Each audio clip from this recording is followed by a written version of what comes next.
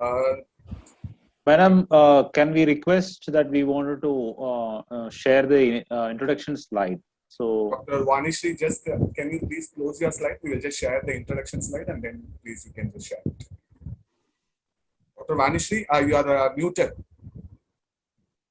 Kindly unmute yourself. Yeah, I've now closed the slides. Yeah, sure. Yes, sir. Yeah.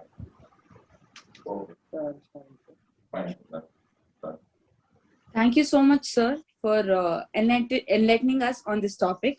And both the style and substance of your presentation have enthralled us. And thank you for sparing a valuable time for us despite your busy schedule. Next, we have with us Dr. Vanishri, ma'am. Ma'am had completed her PG degree in psychiatry from Stanley Medical College in the year 2014.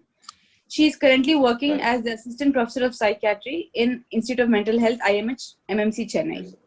To name a few awards won by her, she had won the Maharaj of Cochin Prize in Physiology, the Tamil Nadu Dr. MGR Medical University Medal for MD Psychiatry in 2014, the Murugappan Award for Poster Presentation at ANSIPS 2015. Ma'am has several publications in various reputed journals. To quote a few, Psychiatric Symptoms in Porphyria, is it causal or coincidental? A case report. A study of soft neurological signs in drug-naive patients with first episode psychosis in the Indian Journal of Psychological Medicine. Ma'am will be sharing her valuable insights on the topic, clinical approach to major depressive disorders. We are extremely privileged to have you here with us, ma'am. Over to you, ma'am.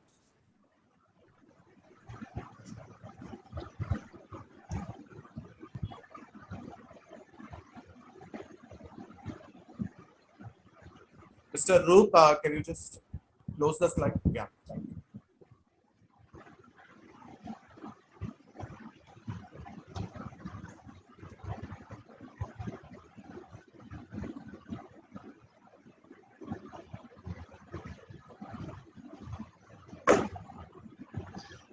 Can I start now?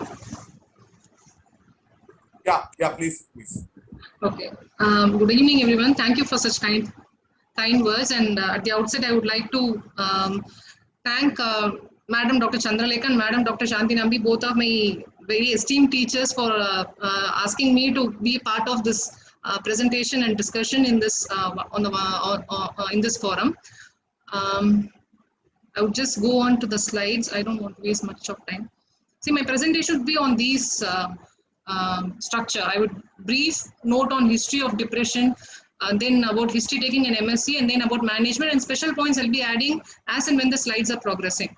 Only from a PG presentation point of view, who are facing exams, much other reading will be needed from your side. You have to go back and read about phenomenology of depression, about course and outcome of depression, about the studies that have been done in depression, all those pharmacology, all those have to be done as homework from your side. Just a general outline about presentation during exams. So a note on history. It was Carl Ludwig Kahlbaum who had initially identified depression as a separate cluster from the other major psychotic disorder. He found out that this special cluster had a nature of alternating presentation during its course. And he also was the one who identified circular insanity, cyclothymia, and dysthymia. Later, it was Kraepelin who brought about the dichotomy. He said mood disorders, especially manic depressive psychosis, has an episodic and remitting course, unlike the dementia precox, which has a declining degenerative course. So the highlight was mood disorders didn't have a neurodegenerative course, and it was of more exogenous in origin compared to the dementia precox, and cognitive impairment was significantly absent in mood disorders. That is what he defined it as. But what were the drawbacks in his classification was there can be different presentations within manic depressive insanity, like for example postpartum psychosis or involution melancholia and acute transient psychosis, which cannot fit into the general description of the course that he had drawn, that it is an episodic and remitting illness with no cognitive impairment. That cannot be true in these categories. As well as the proportion of depressive illness and manic illness among the manic depressives was totally out of comparison between different countries.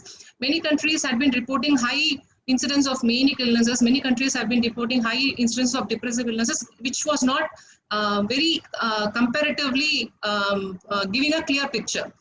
And how about how do we explain the presence of catatonia or suicidality, which can happen in both dementia precoce as well as in manic depressive psychosis? If they are different disorders, then all these kind of phenomenon cannot be happening in both categories. Then it was Robert Spitzer who had led the path to the recent concepts of classification and descriptions of manic depressive disorders, which we now call as bipolar disorders, and the unipolar depressive disorders, which we now call as major depressive episodes. So he was the father of modern psychiatry, American psychiatry. He was the father who had designed DSM-3. He had created the type of diagnostic pattern which we use, that is using a checklist and then checking off whatever the symptoms that the patient presents and comparing it with the guidelines and then finding out whether the diagnosis is a major depressive disorder. He was the one who abolished such ambiguous terms as reaction, underlying neurosis. He was also the one who also redesignated endogenous as bipolar depression and exogenous as or reactive depression as unipolar depression. So these are the symptoms criteria which we know, DSM-4 and ICD-10. I have just presented both side by side for comparison's sake. Most of the symptoms are similar in the checklist. So I come on now to history taking. Now, most of the time what I find during presentations is many of us fail to introduce the client. What we do is we give the particulars and we give the presenting complaints, and then we go on to history of presenting less. We start Mr. X or Mrs. X came with the partner or the relative with complaints of. We start with that without introducing the client. What should we do when we introduce a client is we need to say whether they are single or married, what is the living condition? Are they living with their parents? Are they living with their spouse? Or are they living alone? Are they living with their children? What is their job? What is the income? And what is their daily routine or skills and capacity? Only when we establish a baseline picture about the client, we can now go on to how it has changed or how it has deteriorated during the course of the illness. So questions which we ask, mostly what I find is we stick on to this checklist that has been designed for us. We take out the symptoms that have been listed in ICD-10 or ICD-11 or DSM-5, and then we ask straight questions which lead to the answers yes. We can't directly expect the answer from a client. Do you feel depressed? Do you feel sad? That I don't think those are the questions that we need to ask, because most of them will not be having an ability to describe what they are feeling or describe how they are suffering. So the symptoms that the client comes out may not actually be having the same language as we see in the diagnostic guidelines or in the ICD-10 DSM-5 books. So when we ask them about how do you feel, they don't come out with the explanation that I feel depressed. Most often we can see that they are using words like I feel numb, I feel empty, I feel dull most of the time. I don't know what I'm feeling. I'm not able to describe what I feel. I feel that I don't have any feeling within me. There's a lack of feeling, or sometimes I feel hatred. I have a sense of self-loathing. Sometimes they say, how do you feel? I feel that I don't have a kind of perception that I used to have before. Every perception in taste, smell, colors, everything is looking very less appealing. Or I'm extremely sensitive to noise. This is what they say when you ask how you feel depressed. So we need to get out of the mindset that we need to get an answer that he feels depressed. These can be the other kinds of feelings that can be expressed by the client. When we ask, how do you perceive yourself?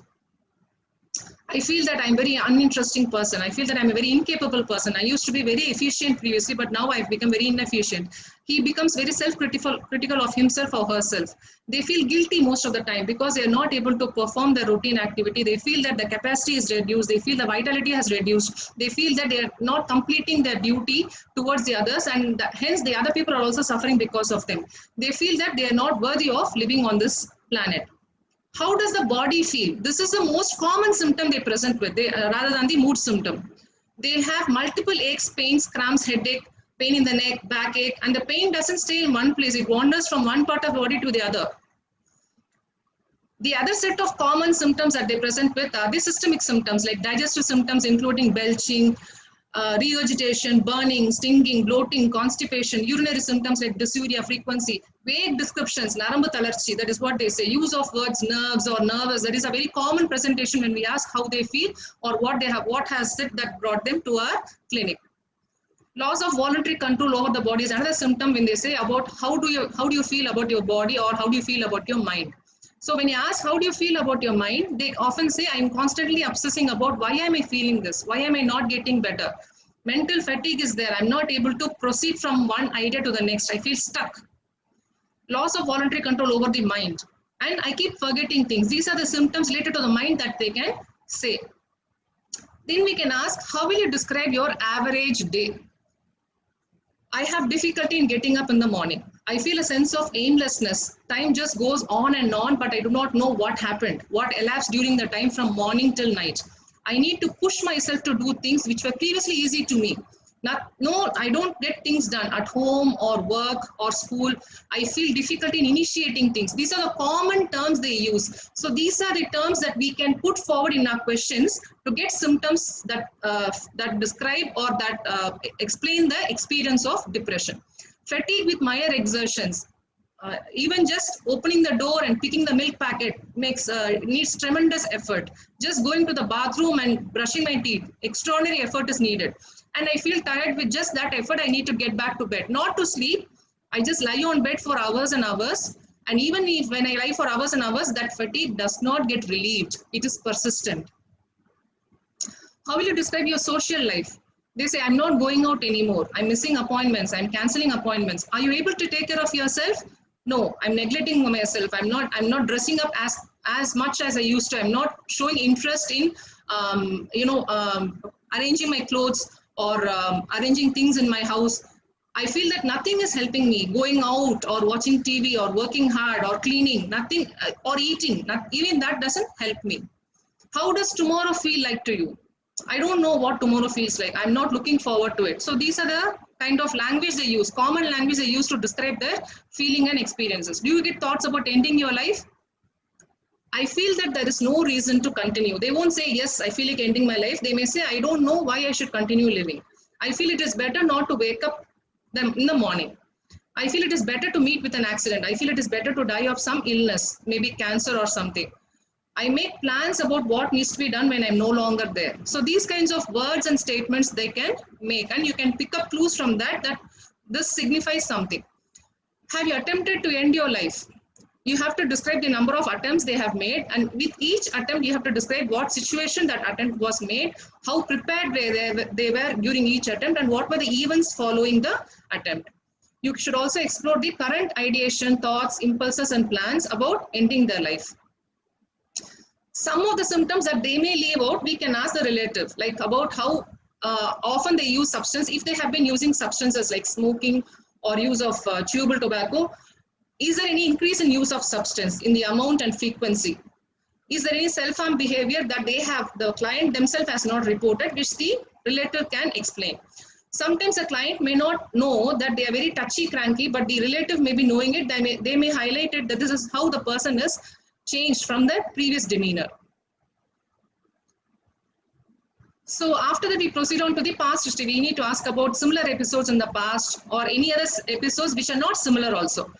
We need to ask about the obstetric history in a female who has completed her family, about the periods of pregnancy, antepartum and postpartum, any medications that were used in the past episodes, other medications that has been used by the client, especially among the elderly people, antihypertensive drugs, lipid-lowering drugs. All these drugs have a predisposition to produce mood symptoms, especially depression.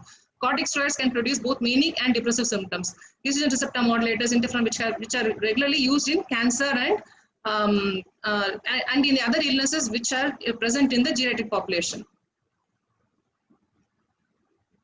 And the personal history, we need to, if it's a female client, we need to ask a detailed menstrual history, because now we have premenstrual dysphoric disorder as a separate disorder in the mood disorder. So we need to ask a detailed history about what kind of a mood change that happened, and any change in the frequency or the intensity of bleeding that can give a clue towards a thyroid disorder or any other endocrine disorder. What is the living condition of the base of like as we said in the introduction, what are the personality traits that can be suggesting of a basic temperamental design that can increase the risk of depression. Family history of bipolar disorders, family history of substance use, family history of depressive disorders and psychotic disorders. What were the medications used in the person who suffered from that psychiatric disorder? Again, childhood history, what was the family structure? Was it a nuclear family or an extended family? What were the parenting styles? Was it a punitive kind of parenting, authoritative kind of parenting? Why are we asking these things? Because all these can lead to a cognitive style, which is now regarded as a biomarker for depression. A person who is coming from a family where the parents have been extremely punitive, they can develop attributional styles, or they can develop core beliefs that I am worthless, I am useless, or I need to be a bully, or I am always a loner, I'm always a loser, I can't trust anyone. All these core beliefs can develop during childhood because of the traumatic experiences that are brought on by dysfunctional parenting styles. Again, extended families, any other person who has substituted the parent, biological parent, and has taken over the care of the client. What kind of neighborhood they developed in, what was the social economic status during the childhood, and because they may now be in a well-to-do status, but during childhood they may not have had this kind of facility. So probably a lesser social economic status during the developmental years, that is again a traumatic experience that need to be noted. Exposure to alcohol use in the parent, or exposure to violence, exposure to crime, exposure to physical, sexual and emotional abuse as child. All these, again, they develop, these are the factors that have been clearly stated in the stress diagnosis models, that all these childhood trauma lead to a vulnerable state because of hyperdrive in the hippocampus, HPA axis, and that leads to future episodes or vulnerability and increasing risk for depression. So in mental status, again, these are common points which most of us know. I'm just highlighting it for continuation's sake. When we're describing posture, we need to say they're stooped, they're sitting with hunched shoulders, they are not very comfortable in their sitting position, they are sitting on the edge of the chair, facial expression with a downcast gaze, reduced blink rate, a frown on the face, down-turned corners of the mouth. The activity, overall activity is slow, they are walking with a very slow gait, and the talk is very slow, flat speech, low volume, more pauses. It appears as if they need to make a tremendous effort to answer. Even a yes or no statement takes a tremendous effort from their side. Lack of prosody in speech. Emotion and affect, we have to describe the reactivity and range, congruence. Thought perception, most of us know what needs to be mentioned, whether it is mood congruent delusions or incongruent delusions. Perceptions, again, whether they're mood congruent or incongruent. Higher mental functions, we need to more concentrate on concentration, abstraction, judgment, and of course insight. So laboratory investigations, this is how the presentation proceeds. We need to list about the laboratory investigation that we request, including a hemogram, LFT. These are basically just to know what is the other comorbid disorders that are possible in that person, because he has not been investigated before, and we need to keep in mind, if there is a metabolic disorder, what kind of drug we can use. Thyroid function test, definitely. Neuroimaging, ECG, and chest X-ray now, because we are in a COVID pandemic presently. Investigations also include rating scales that can be used to rate the severity of the symptoms that are presenting. Hamilton Depression Rating Scale, we know it's a clinician rated scale, which is used for judging the severity rather than a screening instrument. Beck's Depression Inventory, again clinician rated 21-item scale. MADRS self-rated 10-item scale. And geriatric population, we have geriatric depression scale and Cornell scale. And we need to do suicidal risk assessment using the Beck scale. So when we put forward the diagnostic formulation, we need to highlight all the risk factors that have been present from the detailed history which we collected. Whether the personality has any evidences of neuroticism, borderline tendencies, what are the adverse childhood experiences that they faced, what was the genetic heritability that they had, any family history of similar illness, whether chronic medical conditions has been diagnosed in them, whether there's a history of substance use, what is social support. All these needs to be brought in the diagnostic formulation, because we're going to highlight that these are the risk factors that are going to project into the prediction of course and prognosis. So as we all know, for a diagnosis of depression, we need to have a total of 5 symptoms at least. The red box has the core symptom and the black box have the supportive symptoms. So at least 1 core symptom plus 4 symptoms from the associated criteria, or 2 core symptoms and 3 from the associated criteria. This is according to DSM. In the ICD, we have 3 core symptoms and 7 associated symptoms. So 2 plus 2 for mild, 2 plus 3 or preferably 4 for moderate, 3 core symptoms plus 4 or preferably 5 for severe. So changes in ICD-11, now we used to say psychotic features are a marker for severe depressive episode, but now they have specifiers to say whether the psychotic features are present even in a moderately severe depressive episode, not just severe. In DSM-5, we have additional codes like to know about the remission in the past. We also have specifiers like anxious distress, mixed features. All these are the changes that have been included in ICD-11 and DSM-5. This category of somatic symptoms, this has been explained in detail in ICD-10, but most of us do not pay much attention to it. Some examiners may expect us to narrate such symptoms and give a specifier that there is a presence of somatic syndrome in a moderate or severe depressive episode. So these symptoms are what has been called previously as endogenous symptoms. Now they say that it is a more common happening in bipolar disorder than in unipolar. So they were previously called variously as endogenous symptoms, melancholic symptoms, biological symptoms, vital symptoms. What they include is lack of pressure or interest, lack of emotional reactivity to surroundings, early morning awakening at least 2 hours before their routine, diurnal variation of mood, psychomotor retardation or agitation, loss of appetite, loss of weight, loss of libido. So at least 4, or if any 2 or 3 symptoms are unusually severe, that is sufficient. If it is mild in nature, at least 4 need to be present to say that the somatic syndrome is present. Does this have any therapeutic value? There is no scientific evidence to say that this has some prognostic value or a therapeutic value to predict the outcome. But what they say across cultures, to diagnose depression, these symptoms are very much useful because people may not be coming out with the depressive mood, as we already explained. So these can be a pointer for diagnosing depression across cultures. Some points that need to be kept in mind. If it is a severe episode, as per our history taking and our MSc findings, we need to mention whether there is psychomotor agitation retardation, because again here the therapeutic options will include ECT. If there is guilt, suicidal thoughts, again here because management will include ECT, and whether there are psychotic features, because management will again slightly differ in these groups. If it is a recurrent depressive disorder that we have presented, then we need to describe about the previous episode of depressive disorder. How many episodes in the past? We have to establish that there has been no previous episode of mania. If an episode of hypomania was present, it can still be called as a recurrent depressive disorder. We need not re-diagnose it as bipolar 2 or bipolar 1. Individual episodes should last between 3 to 12 months, and recovery is usually complete, but some may have persistent depressive symptoms without any significant distress. And we need to describe about what kind of episodes were present in the previous presentations, whether it was mild, moderate, severe. If we do not have information, we can say uncertain severity. Now, there are certain exceptions that you need to keep in mind when we are describing symptoms and presenting symptoms. When we say the mood is pervasive, persistent, unresponsive sadness, which is extremely painful and disproportionate to the surroundings and situation that the person is in, there are some exceptions. The mood can also be irritable or anxious or agitated, or they can describe, as I said, they do not have any feeling at all. So this can also be the presentation of the mood, which is a core symptom in both DSM and ICD. When we say most of the symptoms should be present most of the day, and most of the days, almost every day for almost 2 weeks, that is what we say. The exception that there can be diurnal variation, as I said, in somatic syndrome. And again, weight and suicidal thoughts, weight of course we know it can't change every day. Suicidal thoughts may change. In the past week, they may not have had suicidal thoughts, but they might have had suicidal thoughts before that. So daily variation of suicidal thoughts is definitely present. So we need to keep that in mind. I don't have to feel suicidal every day to say that I have a severe depressive episode.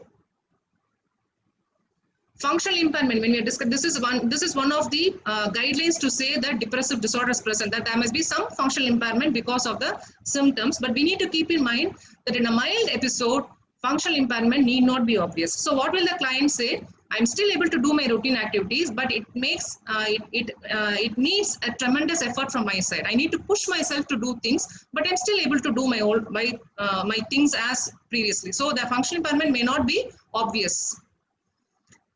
The onset, as we described, is usually insidious or gradual onset and the duration is 2 weeks. But we need to keep in mind if symptoms are of rapid onset, just like how we described in mania, if symptoms are of rapid onset and unusually severity in intensity, then shorter periods, even less than 2 weeks, are sufficient to diagnose a depressive episode.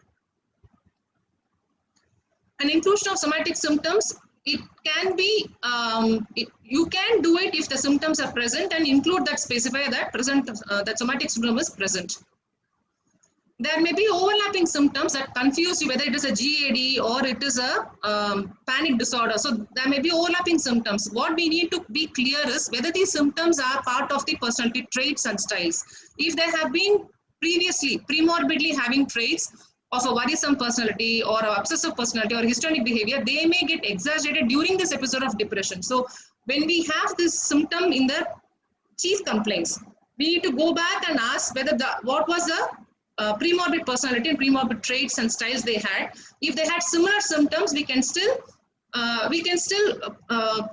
evaluate about the cluster presented, and we can say that this is still a depressive episode and the overlapping symptoms is just an exacerbation that can happen during the current depressive episode. We always classify depressive stupor as a severe depressive episode, because in a depressive stupor, the person will definitely be mute or may not be having a rapport with us. So we will not be able to get a history about the mood or psychomotor retardation or their appetite or their sleep from the client. So if you think it is a depressive stupor, we have all the criterion, physical signs and symptoms which meet the criteria for stupor, and it is suggestive of a depressive nature. It is classified as a severe depressive episode with psychotic features. Psychotic features always should be specified whether they are mood congruent or incongruent when you are giving the diagnosis. So some variations can be present depending on the gender. We usually say there are frequent crying spells, there are frequent persistent sad mood, which may not be evident in the male gender. They do not present with a crying or sad mood complaint. They often complain that they are feeling irritable, or sometimes they are more aggressive or violent than before. They have increased the use of substance, or they have contemplated about serious suicidal attempts. So these can be the frequent symptoms presentation in a male gender. Again, do symptoms differ with age? Yes. In an older client, again, crying, sadness, being fearful, anxious, feeling that life is a failure, this will not be the subjective experience of depression in a geriatric client. So they may come up with symptoms of psychomotor retardation or agitation, other bodily and somatic symptoms like change in appetite, change in sex drive, change in weight, change in sleep pattern. They may come up very commonly, they present with cognitive symptoms, forgetfulness, lack of attention, lack of focus, and feeling withdrawn from others. Most commonly, they have subsyndromal symptoms, which commonly are associated with medical conditions. So when they say I have loss of appetite, loss of weight, and they already have a diabetic comorbidity, we tend to attribute it to the comorbid condition rather than thinking that this could be something separate. This could be a psychiatric condition. We tend to miss that when it is subsyndromal. Again, when they are on medications, that again can mask the presentation of depressive features. If they have experienced a grief or adjustment disorder, again, we do not know where to draw the line. They're having intense sadness, intense loneliness, and intense amount of impairment from it. Do we still classify it as a depressive episode that needs treatment, or we just give brief counseling, interpersonal therapy at that time? So these are some common areas of confusion in geriatric patient. Again, commonly missed symptoms. Why? Because we think when they are aloof and withdrawn, it is a normal process of aging. That is what we say.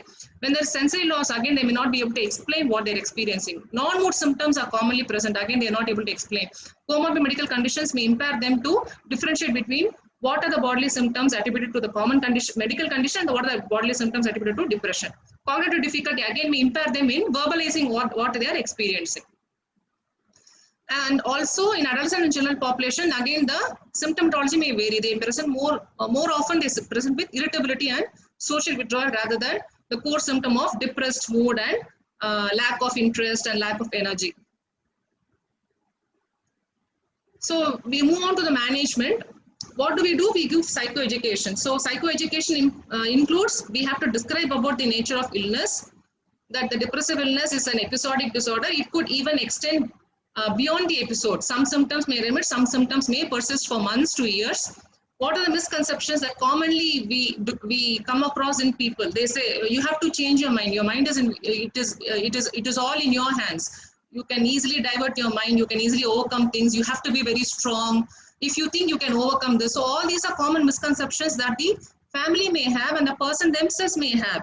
So you need to explain that this is something beyond their control, and this is something that cannot become all right by its own, and that requires some intervention. And we need to explain about the treatment duration, because we know that the drugs we use are going to act in a very slow fashion, take a long time. We are going to escalate drugs very easily, and we need to follow up for a longer duration before we know that whether there is a response or not. So this we need to educate to the client and their family. So pharmacotherapy, we have acute phase, acute phase, continuation phase, and maintenance phase. In acute phase, we always start with a single drug. We can supplement it with a benzodiazepine or a second generation antipsychotic as the presenting symptoms demand. Again, when we start the patient on the single drug, we can monitor for improvements in the first 2 to 3 weeks. Some of the symptoms, especially the biological symptoms, can improve. There can be improvement in their energy levels. There can be improvement in their sleep. There can be improvement in their appetite. If such improvement is present, we can advise them to wait for 6 to 8 weeks so that we can monitor for improvement in their cognitive and mood symptoms. Continuation phase, we continue the same dosage for 6 to 12 months as the dose in acute phase. We again monitor, this is a phase where we used to monitor the side effects like sedation, GI bleed, hyponatremia, and other side effects of drugs which you can go back and read. Maintenance phase, again for about a year if it is a first episode. If it is a recurrent episode, for 3 or more years. This is one of the dilemma which we face when the person comes back to you. You have prescribed the drug, either an SSRI or an SNRI, you have prescribed it for 2 weeks and they come back to you, there is a mild improvement. You say, you please continue for 2 more weeks, they come back to you at week 4. You find that he is a responder. There is some amount of response. At least 30% improvement is there. After 4 weeks, one of the courses can happen. Very good improvement, up to 90% remission can happen in 21% of people. Good improvement, up to 80% remission can happen in 18% of people. With just 50% improvement, it remains stagnant. That happens in 24% of people who are responders at week 4. If he is a non-responder at week 4, there can be moderate improvement. If you continue treatment for 6 to 8 weeks, the improvement from 30% can go up to 50% in 24% of people. Improvement is 30% at 4 weeks. There is no further improvement. That is the stagnant for 10% of people. Or the improvement that you initially achieved can decline in 8% of people. So this is a very common pattern which we see in people who have major depressive disorder. So therapy which we use, pharmacotherapy, TCA, we have rapid response. MAOIs we can use if there is a comorbid phobia or panic or social anxiety. SSRIs are the mainline, first-line drug of choice for treatment of major depressive episode. While using it, you need to keep in mind that very commonly SSRIs can also, because time and out we have read about discontinuation syndrome in TCAs, SSRIs can also produce discontinuation syndrome. SSRIs can also produce akathisia. In elderly people, keep in mind about hyponatremia and GI bleed. SNRIs are second line to SSRIs, including venlafaxine, duloxetine, NDRIs, SARIs, NRIs, mirtazapine. They are other drugs which can be used as a second line when there is a non-response after 6 weeks. Now, about these drugs, dosage, starting dose, incremental dose, mechanism of action, drug interactions, all of you can go back and read. I'm not going to go through all those because that's going to take a lot of time. Add-on drugs that can be used when we have a response and the response is either stagnant or the response is not going to 80% of remission, we can add on these drugs. Vitamin D, tetrahydrofolate, S-adenosylmethionine, thyroid hormone, and lithium. Lithium is one drug that has been used, has been recommended in treatment-resistant depression. S-adenosylmethionine, thyroid hormone, lithiums are all drugs which we use in treatment-resistant depression. In special populations, elderly person, you can start with half to 1/3 of the adult dose. Again, continue the 1/3 dose in the continuation phase. Maintenance phase, as the response progresses, you can decide about the side effects and advise about whether continuing it for 1 year or many years if there is a multiple episode. Again, secondary amines are safer here compared to tertiary amines, not nortriptyline, desipramine among the TCAs. But even in elderly, the drug of choice is SSRIs. If SSRIs not much of response is seen, SNRIs can be used. In pregnancy, TCS are recommended as the safest drugs if it is a first episode. If it is a recurrent episode, we can always go back and ask what drug was used in the previous episode, previous pregnancy, when there was a symptom. So what was the drug used and what was the response to the drug? If it was very beneficial, we can again start on the same drug. We can prefer a thymoleptic second generation like olanzapine or quetiapine compared to a mood stabilizing drug, which can, or an antidepressant if there was a previous response to the quetiapine or olanzapine used. Regarding teratogenicity of SSRIs, there has been no studies proving that there is statistically significant teratogenic effect of an SSRI, of using an SSRI in a pregnant woman when compared to non-pregnant women. But venlafaxine specifically has been shown to have a slightly increased risk, so we need to avoid venlafaxine. Apart from it, other SSRIs can be used. Do we discontinue the drug in third trimester to avoid withdrawal in neonate? No. The guideline is we don't have to discontinue the SSRI in the third trimester, so that in anticipation of the withdrawal symptom in neonate, we can still continue SSRIs. So apart from the pharmacotherapy, the other biological therapies that are now used are ECT, modified ECT, RTMS, and deep brain stimulation. Deep brain stimulation is of course invasive, and there can be other associated complications. Again, suicidal risk reduction. This is another important part of therapy. So once we know the suicidal risk, we assess the risk using history, we have assessed the risk using MSC, we have assessed the risk using rating scales, and we have put the category as severe risk or moderate risk. We have to decide on hospitalization. So management will definitely include hospitalization. And then starting on pharmacotherapy. We know, as we said, SSRIs have their own time to take effect. So ECT will be the first line of management. After that, we can continue with the pharmacotherapy using benzodiazepines or even parenteral medications.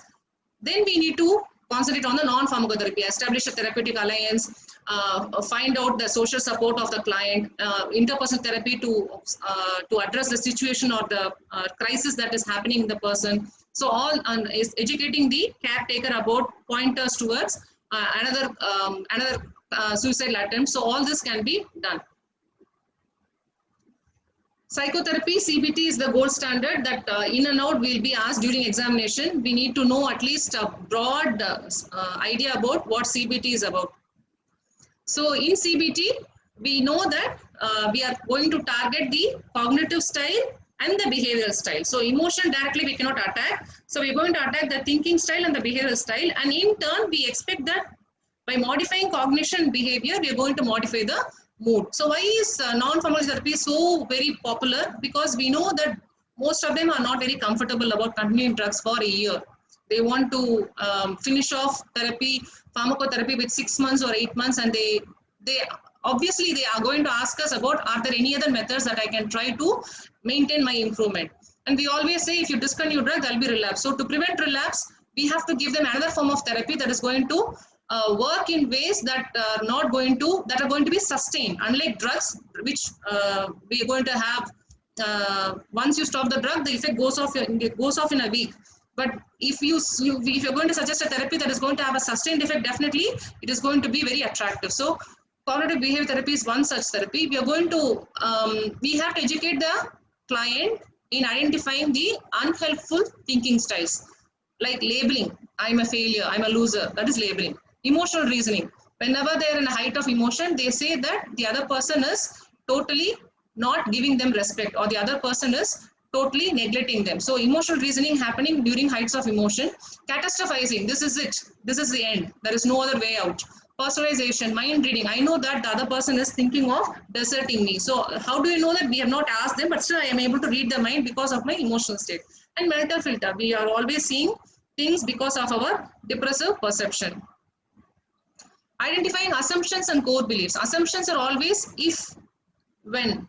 If this happens, then this is the meaning of it. If this happens, then this will be the result. So if then statements are assumptions. Core beliefs are the beliefs that they have developed during the developmental years, like childhood, during some traumatic experience or very unpleasant abusive experience. At that time, they develop certain core beliefs about themselves and about the world around them. So these core beliefs, they don't come out with it very easily. You need to keep on probing. When they say, why have you come to therapy? And they say, because I feel like I'm not going to find a partner.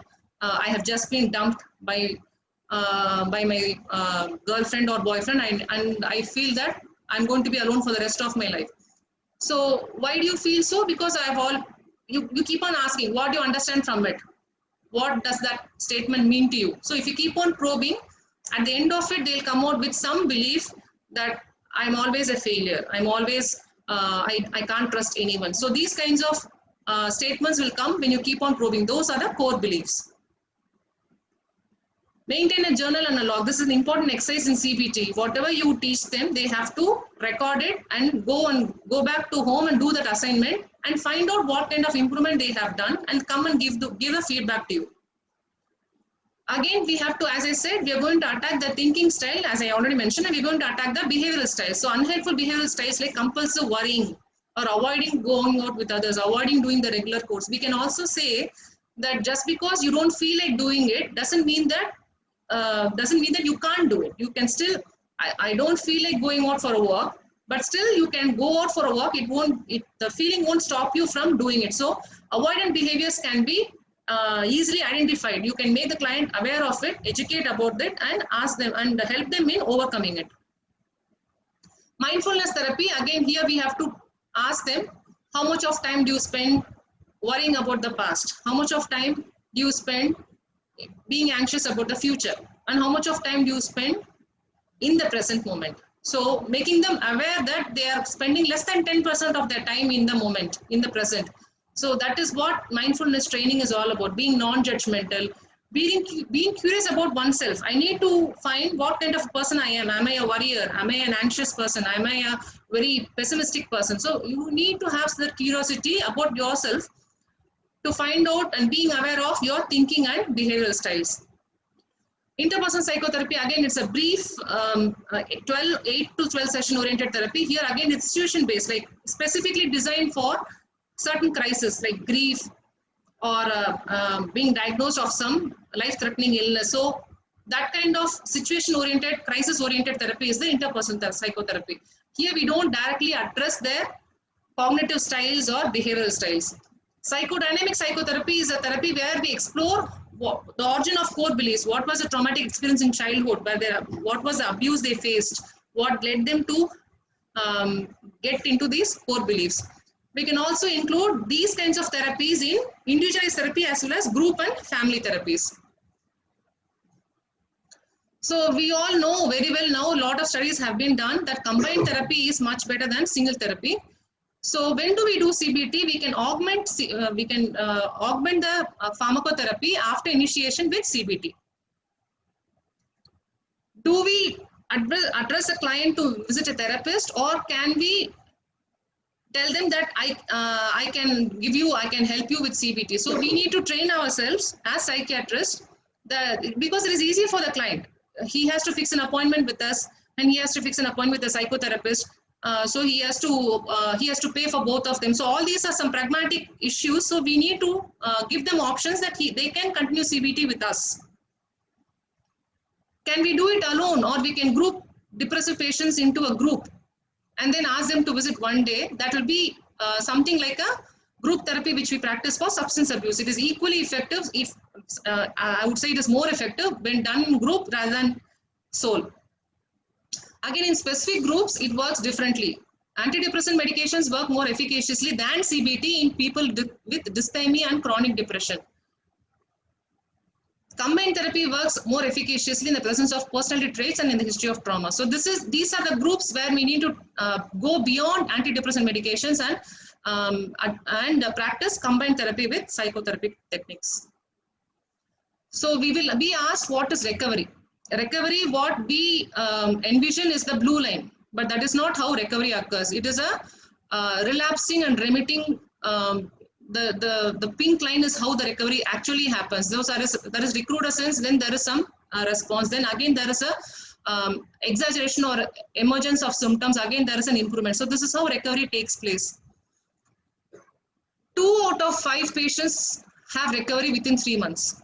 4 out of 5 patients have recovery within 1 year. So we need to wait for at least 6 to 8 weeks before we switch to another drug.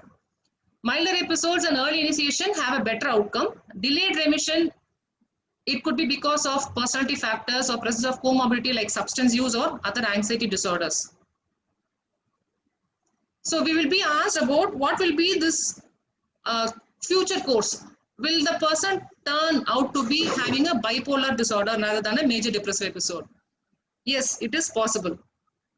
What are the pointers? Younger age of onset, presence of somatic symptoms, as I said, presence of psychomotor retardation, lack of emotional reactivity, lack of sex drive, diurnal variation of mood, all those are somatic symptoms. I'm pointing towards bipolarity. Mixed features, if there is irritability, increased energy on some days, increased appetite and increased sleep on some days. So mixed features are present, again pointed towards bipolarity. Psychotic features, presence of anxiety symptoms, if the episodes in a recurrent depressive disorder, if the previous episode have been very frequent and very brief in nature, again this is pointed towards bipolarity. If the episodes of previous episode have been of acute onset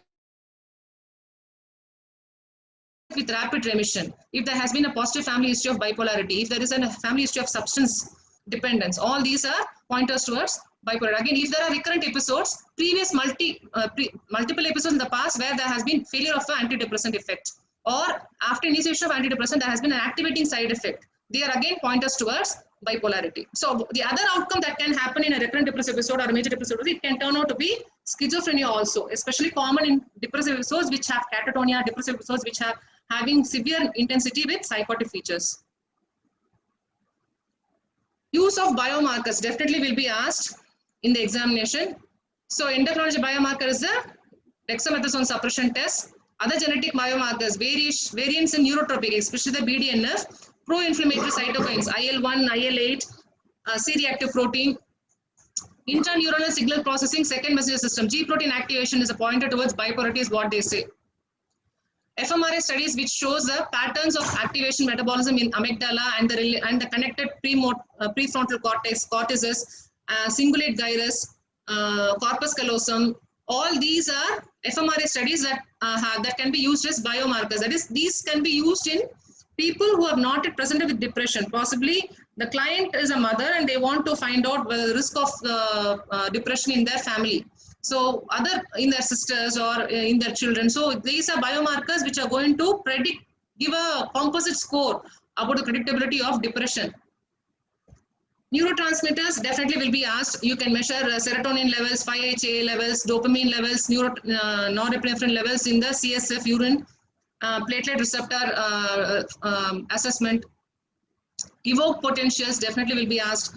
EEG studies which shows prolonged sleep latency, increased intermittent wakefulness, early morning awakening, reduced latency, REM latency, increased basic REM activity, all these we need to be thorough about. And cognitive endophenotype, what kind of an attributional style they have. They have a pessimistic negative attributional style. They attribute everything as beyond their control, which is definitely not under their control. So that kind of attributional styles is also described as a cognitive endophenotype or a biomarker for depression.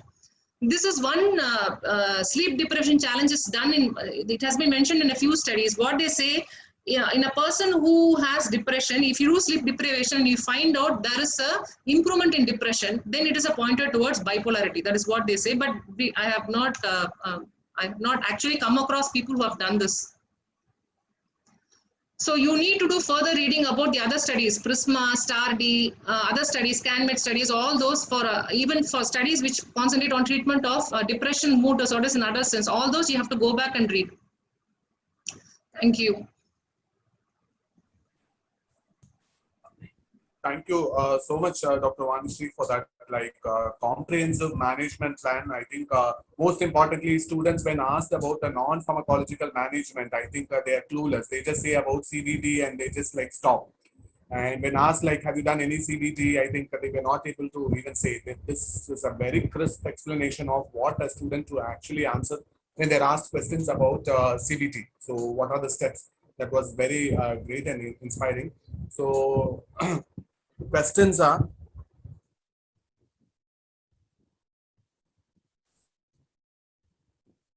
is it recurrent depressive disorder if a hypomanic episode is in the past? Is it not bipolar 2?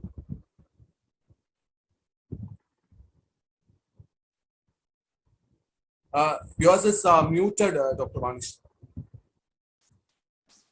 Yeah, if you go back and read your ICD-10 and DSM, it is clearly mentioned that a previous hypomanic episode can still be considered as a recurrent depressive episode.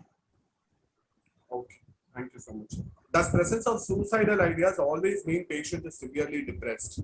Or if a patient with moderate depression has suicidal ideas, should we quote them under severe depression or moderate depressive episode? No, as I said, the composite score that you need from the checklist, 2 plus 3, 3 plus 4, or preferably 5. That is what puts the label of mild, moderate, or severe depression. Suicidal idea is just a supportive symptom which can be present even in moderate depression. Like, how do we differentiate if at all a patient is having adjustment disorder, which is like of a grief type, from depressive disorder? Depressive episode. The way we describe mood, it is pervasive, persistent. In adjustment disorder, it won't be of that quality. Present most of the day, for most of the days, along with psychomotor changes, those won't be present. Adjustment disorder, especially grief. See, the experience of loss can make you feel paralyzed, but it won't be present throughout the day.